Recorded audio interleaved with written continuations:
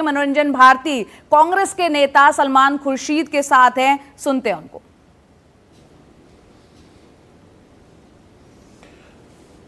जी, हमारे साथ सलमान खुर्शीद साहब हैं जो डेलीगेशन गया था उसका हिस्सा थे और ये delegation Indonesia, Malaysia, Korea, Japan, Singapore गया था और इन्होंने अपनी बात रखी थी। सर, एनडीटीवी से बात करने के लिए वक्त निकाला, उसके लिए शुक्रिया।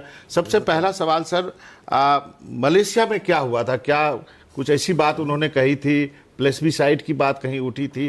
कुछ इस ढंग की बात हुई थी? नहीं, उनकी फॉरेन पॉलिसी की जो टीम थी, फॉरेन पॉलिसी के जो पार्लियामेंटेरियंस थे, जो कमेटी थी, उन्होंने पुराने नए बहुत सारे प्रश्न पूछे और हमने हर एक का जवाब दिया। और जो बातें उन्होंने पूछी उसमें कुछ ऐसा लगा कि बहुत सारी बातों के बारे में इनको जो आधुनिक जानकारी है वो नहीं है। जैसे ओआईसी के बारे में हुआ कि आधुनिक जानकारी नहीं है कि अभी पिछले कुछ वर्षों में हमारे सऊदी अरब के साथ और यूएई के साथ, कतर के साथ जो संबंध हमारे बहुत अच्छे हुए हैं और जैसे हम लोगों का जो कमर्शियल जो आदान प्रदान है वो बढ़ा है, ट्रेड बढ़ा है, तो शायद उनको उसकी पूरी जानकारी उतनी नहीं थी। तो वो बहुत सारी पुरानी बातें कागज से निकाल कर पूछ रहे थे, उसका हमने जवाब। क्योंकि ओआईसी का मेंबर तो पाकिस्तान भी बन गया, पाकिस्तान भी मेंबर है, हमने सऊदी भी है, कुवैत है। हमने हर जगह ये कहा कि ओआईसी में अब हमारी पोजीशन वो नहीं होगी जो पहले कभी किसी ने मानी होगी। हमारे इतने अच्छे संबंध सब लोगों के हुए हैं कि निश्चित ही जब वहाँ बातचीत होगी तो बहुत सारे लोग सहानुभूति कुछ हमको दिखाएंगे। क्योंकि इंडोनेशिया में भी और मलेशिया दोनों में साइजेबल पॉपुलेशन है, मुस्लिम पॉपुलेशन है। मुस्लिम पॉपुलेशन दोनों जगह है, इंडोनेशिया में ज़्यादा है। हमारे देश में सिर्फ इंडोनेशिया के बाद जो टोटल पॉपुलेशन दुनिया की है उसमें मुस्लिम पॉपुलेशन में हम लोग दूसरे नंबर पे हैं इंडोनेशिया के बाद।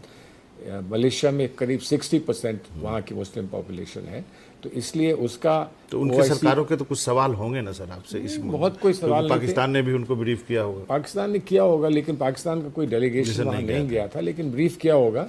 लेकिन एक बात बड़ी स्पष्ट है कि कौन दुनिया में आतंकवाद का विरोध नहीं करेगा। उन्होंने बहुत स्पष्ट कहा कि हम आतंकवाद का विरोध करते हैं। उन देशों में भी आतंकवाद का कभी ना कभी असर पड़ा है और इसलिए वो बहुत सहानुभूति के साथ आतंकवाद का विरोध करते हैं। और बहुत स्ट्रांग मलेशिया के प्राइम मिनिस्टर ने जो चिट्ठी लिखी थी और जो संदेश भेजा था, बड़ा स्ट्रांग संदेश भेजा था। और उसमें उन्होंने शायद सभी देशों में अगर जो स्ट्रांगेस्ट संदेश आया था वो मलेशिया से आया था। इंडियन डायस्पोरा से आप हर जगह आप लोगों ने मुलाकात की, सबसे बड़ा सवाल वो लोग आपसे क्या पूछते थे?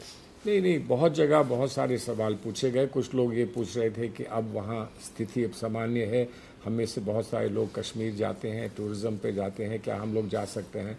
कुछ लोग पूछ रहे थे कि कोई इन्वेस्टमेंट पे तो असर नहीं पड़ा है। कुछ लोग ये भी पूछ रहे थे कि आपने 4 दिन बाद जो रोक दिया वो क्यों रोक दिया? अच्छा, ये सवाल पूछा? हाँ, ये सवाल पूछा और हम लोगों ने उनको बताया भी कि जो हमारा लक्ष्य था वो हमारा लक्ष्य पूरा हो गया, इसके बाद वो रोक दिया गया। तो ये सारी बात हुई, लेकिन जनरली हमको बहुत स्ट्रांग सपोर्ट मिला है, बहुत अच्छा सपोर्ट मिला है और हमारा जाना जो था वो बड़ा सकारात्मक रहा। तो फिर 370 की बात भी यहीं कहीं आई होगी? नहीं, लोग पूछते हैं 370 की बात, तो जो कोई ना कोई यहाँ वहाँ से कोई पूछता है कि उसके बाद क्या हुआ। तो अब जो स्थिति है वहाँ पर, जो कश्मीर की स्थिति है उसके बारे में लोगों ने वहाँ बता दिया। फिर बाकी कोरिया, जापान, सिंगापुर ये इतना डिफिकल्ट नहीं रहा होगा समझाने में? नहीं, अब है क्यों नहीं? कोरिया का भी नॉर्थ कोरिया के साथ है। कोरिया और जापान में क्यों नहीं? वहाँ भी एक समस्या है, वहाँ न्यूक्लियर वेपन्स की बड़ी समस्या है। जापान बड़ा एलर्जिक है न्यूक्लियर वेपन्स से। कोरिया में नॉर्थ कोरिया का जो प्रकोप है उसका वहाँ पर बहुत असर है। तो इसलिए वहाँ भी लोग न्यूक्लियर वेपन स्टेट्स के बारे में सवाल तो पूछते हैं, लेकिन हमारे पास बहुत अच्छे उपाय थे, बहुत अच्छे जवाब थे और हमने ये स्पष्ट किया कि इस दफ़ा जो भी हुआ है उसमें जो मामला था वो न्यूक्लियर स्टेज तक पहुंचने से बहुत दूर था, न्यूक्लियर थ्रेशोल्ड तक ना वो पहुंचा और पाकिस्तान ने भी न्यूक्लियर बात ना उठाई और ना करी। और हमने तो पहले ही से कहा है कि हमारी डॉक्ट्रिन है, नो फर्स्ट यूज़ की डॉक्ट्रिन है कि हम पहली दफ़ा किसी के विरोध में हम कभी न्यूक्लियर वेपन्स इस्तेमाल नहीं क्या आप करेंगे। ये बात इन सारे देशों को समझाने में सफल रहे कि मेरा मानना है- पाकिस्तान को जो लोन ना मिले, फिर जो ग्रे लिस्ट में डालने की बात है, वहाँ थोड़ी कर सकते थे। जो ग्रे लिस्ट में डालने की बात है या लोन ना मिलने की बात है, वो तो मल्टीलैटरल, वहाँ पर जहाँ पर मल्टीलैटरल ये बात होगी वहाँ पर करना होगा ना। हम तो उनसे सिर्फ ये कह सकते थे कि आप प्लीज़ हमारी मदद करिए, इन चीज़ों में मदद करिए। इसलिए मदद करिए कि इसलिए नहीं कि हम चाहते हैं कि पाकिस्तान भूखा रहे या बिल्कुल ख़त्म हो जाए। इसलिए हम चाहते हैं कि ये पैसा जो है आतंकवाद के लिए इस्तेमाल ना हो। तो उसमें जो भी सहानुभूति वो दिखा सकते हैं, मुझे पूरी उम्मीद है कि वो दिखाएंगे। इस पूरे आपके दौरे में एक आपके ट्वीट ने थोड़ा कंफ्यूजन किया, क्या उसको आप क्लैरिफाई करना चाहेंगे? क्लैरिफाई वो करना? देशभक्ति के बारे में जो था। बताइए, आप मुझे बताइए देशभक्ति के बारे में। इस देश में भी कोई लोग कंफ्यूज रहें तो बड़ी अजीब बात है।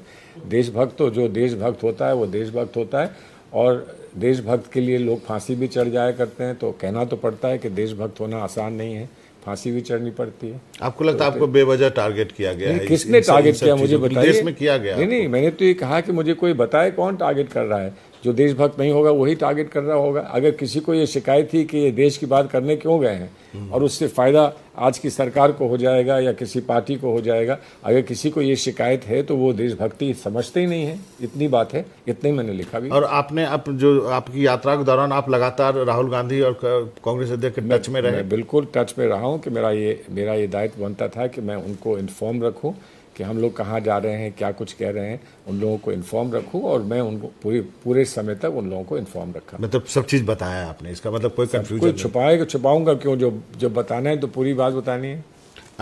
अब देश में लौटते हैं, अब देश आ चुके हैं, आइए। आप एक पार्टी में है, पार्टी की कुछ डिमांड है, पार्लियामेंट सेशन हो, प्रधानमंत्री ऑल पार्टी मीटिंग बुलाए, आपकी अब मुझे हाँ, आप कहेंगे कि आप पार्टी के साथ हैं तो? नहीं तो मैं कहाँ रहूँगा बताइए ना।